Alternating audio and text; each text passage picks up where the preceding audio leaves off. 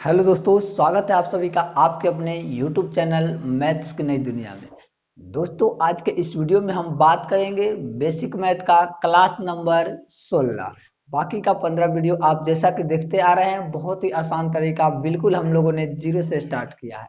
तो आज का वीडियो में हम लोग पढ़ेंगे अभाज्य गुणनखंड यानी कि प्राइम फैक्टर। इसके पहले हम लोग फैक्टर मल्टीपल पढ़ चुके हैं, आज पढ़ेंगे प्राइम फैक्टर। इसी के यूज से हम लोग आगे बहुत सारे क्वेश्चन, बहुत सारे कॉन्सेप्ट को क्लियर करेंगे, जिसमें आज के वीडियो में मैं आपको अभाज्य गुणनखंड के बारे में बता दूंगा और कुछ अभाज्य संख्या की विशेषता यानी कि प्रॉपर्टीज होती है जो एग्जाम में जिसे डायरेक्ट क्वेश्चन पूछा जाता है। तो मेरा मकसद है कि आपको मैथ सिखाना, तो आपको एग्जाम के भी क्वेश्चन को मैं दिखा देता हूं ताकि आपको बाद में एग्जाम के क्वेश्चन देखने से डर ना लगे और अभी से भी आपका डर धीरे धीरे क्या हो जाए, खत्म हो जाए और आप अच्छे तरीके से गणित भी सीख सके। यह वीडियो आप सभी के लिए है। आप किसी भी क्लास के हो तो आप बेसिक मैथ्स आपको जानना जरूरी है। अगर 10th क्लास तक हो तो इतना तो जरूरी है, कंपटीशन के लिए भी तैयारी करते हो तो बेसिक मैथ बहुत ही मैंडेटरी होता है। तो चलिए हम लोग आज का देखते हैं अभाज्य गुणनखंड। पहले जानते हैं कि गुणनखंड होता क्या है, आपको रिकॉल करा देता हूं। गुणनखंड एक वैसी संख्या होती है जो दी गई संख्या को जिसमें पूरा पूरा भाग लगा दिया जाता है, जिसके बाद रिमाइंडर शून्य आता है। जैसे हम बोले थे कि आप 42 का एक गुणनखंड 6 है, तो हम 6 से 42 में भाग देके देखते हैं। 6 सते 42, 7 पे कट गया। 7 पे कटने के बाद शेष क्या आया, 0। यानी कि 7 पे पूरा पूरा कट गया, इसका मतलब 6 क्या है, 42 का एक गुणनखंड है। तो इसी तरीके से हम आज बात करेंगे अभाज्य गुणनखंड का। अभाज्य गुणनखंड क्या होता है उसके बारे में बात करेंगे। उससे पहले जान लेते हैं कि अभाज्य संख्या होती क्या है। अभाज्य संख्या, हालांकि इसके बाद आपका एक वीडियो आएगा जिसमें हम लोग 12 से 13 संख्याओं के बारे में अध्ययन करेंगे और पूरे विस्तार से। अभाज्य संख्या क्या होती है तो इसको मैं आपको बता देता हूं। वैसी संख्या जिसके केवल दो गुणनखंड होते हैं, केवल दो गुणनखंड होते हैं, वैसी संख्या जिसके केवल दो गुणनखंड होते हैं। तो आप कहिएगा आपको कैसे पता चलेगा कि दो गुणनखंड है कि तीन गुणनखंड है। तो ये सब मैंने इससे पिछले वाला वीडियो 16 है ना, 15 वीडियो में मैंने आपको सिखाया है गुणनखंड कैसे निकालते हैं। वैसी संख्या जिसमें केवल दो गुणनखंड होते हैं, तो आपको ध्यान आ रहा होगा उस वीडियो को देखने के बाद, दो गुणनखंड में एक तो सबका गुणनखंड है और एक संख्या स्वयं क्या है, सबका गुणनखंड है। हाँ, बस एक एक होगा और एक वो संख्या स्वयं होगी, इसके अलावा उसका कोई गुणनखंड नहीं होगा, तो वो संख्या हो जाएगा अभाज्य गुणनखंड। क्या होगा, अभाज्य गुणनखंड। अब देखिए सबसे छोटी जो अभाज्य गुणनखंड है, सबसे छोटी अभाज्य संख्या की बात कर रहे हैं। सबसे छोटी जो अभाज्य संख्या है वो क्या है, 2 है। और ये इकलौता क्या है, सम अभाज्य संख्या है। क्या है, सम अभाज्य संख्या। इसके बाद जितने भी अभाज्य संख्या आएगा वो सारे विषम होंगे। यही एक इकलौता क्या है, एक इकलौता सम अभाज्य संख्या और सबसे छोटी अभाज्य संख्या होती है। अब हमारा नेक्स्ट आता है, इसके बाद हम लोग कुछ चर्चा कर लेते हैं। सबसे छोटी होगी 1 से लेकर के 50 तक कुल 15 अभाज्य संख्या है। कितना है, 15 अभाज्य संख्या है। उसके बाद 51 से लेकर के 100 तक कुल कितना है, तो 10 है। 10 अभाज्य संख्या है, यानी कि 1 से लेकर के 100 तक। तो 1 से 100 तक कितना हो जाएगा, 15 और 10 25। 1 से लेकर 100 तक 25 अभाज्य संख्या है। ये रहा अभाज्य संख्या के बारे में बात। एक बात और आपको जानकारी दे देता हूं कि अभाज्य संख्या का, कि 5 से बड़ी, 5 से बड़ी जितने भी अभाज्य संख्या है, 5 से बड़ी जितने भी अभाज्य संख्या है, अगर आप 6 से भाग देंगे, 6 से भाग देंगे तो शेष क्या बचेगा, शेष या तो 1 बचेगा या 5 बचेगा। कितना, शेष या तो 1 बचेगा या 5 बचेगा। कोई भी संख्या लेके देख लीजिए। 7, 7 में आप किससे भाग दीजिएगा, 6 से, तो 1 शेष बचेगा। 11, 11 में 6 से भाग दीजिएगा 5। 13, 13 में 6 से भाग दीजिएगा, शेष 1। यानी कि 6 से बड़ी किसी भी संख्या में अगर 6 से भाग दिया जाता है तो अगर अभाज्य संख्या होगा तो शेष 1 या शेष 5 आएगा। अब हम लोग बात करते हैं कि आखिर अभाज्य गुणनखंड हम कैसे निकालेंगे। ये तो था कि अभाज्य संख्या के बारे में। चलिए अब आइए हम कुछ संख्या लेते हैं। यहाँ पे जान गए हम लोग सबसे छोटी अभाज्य संख्या क्या होती है, आपको यहाँ पे मैं लिख देता हूँ, 2 होती है। उसके बाद 3, 3 से बड़ी 5, 5 से बड़ी 7, 7 से बड़ी 11, 11 से बड़ी 13, 13 से बड़ी 17, 17 से बड़ी 19, 19 से बड़ी 23, 23 के बाद होती है 29, फिर 31, फिर आपका आता है 37, 41, 43 और 47। ये 50 तक गिन लीजिए, आपको 15 मिलेगा। 1 2 3 4 5 6 7 8 9, 9 3 9 10 11 12 13 14 15, 50 तक अभी मैंने आपको 15 लिखवाया। ये हो गया अभाज्य संख्या। अब हम लोग बात करते हैं कि आखिर हम निकालते कैसे हैं। तो देखिए आपको यहाँ पे एक क्वेश्चन है।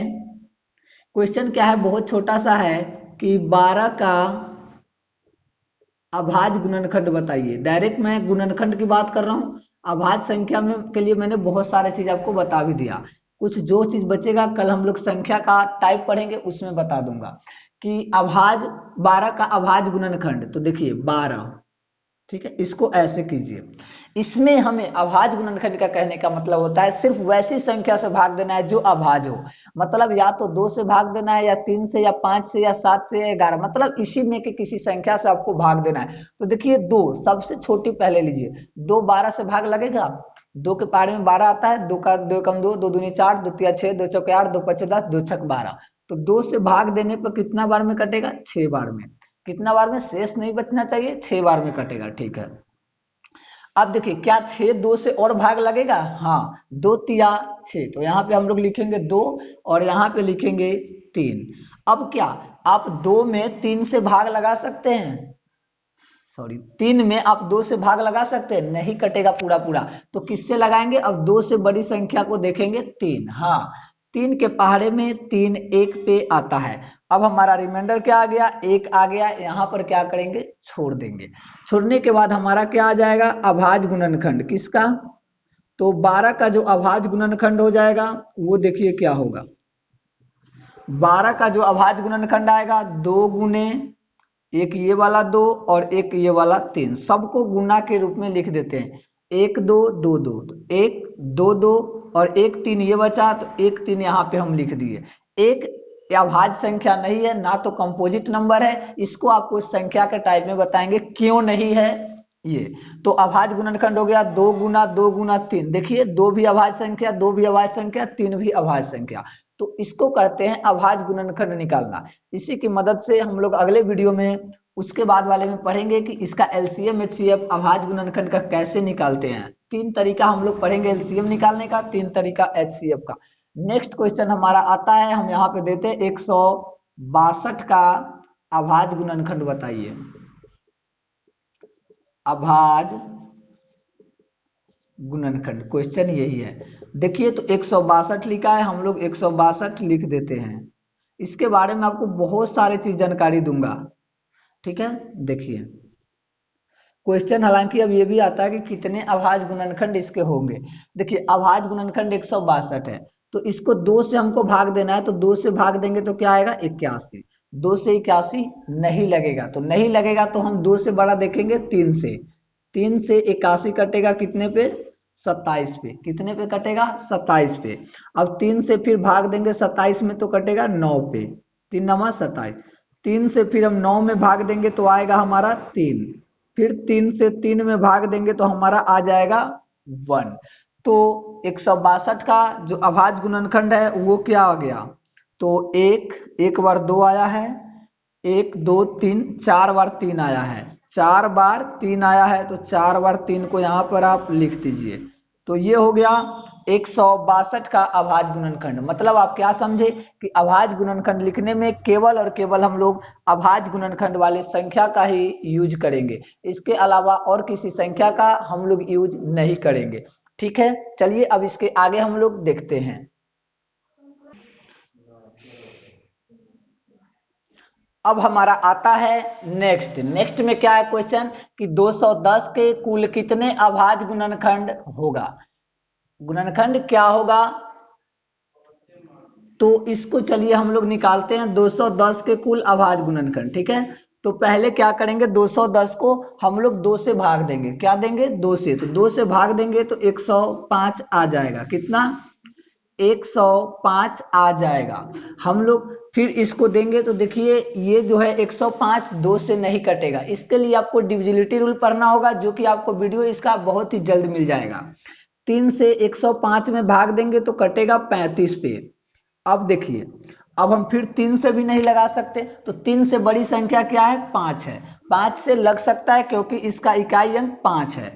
तो 5 से लगाएंगे तो 5 सते हो जाएगा 35।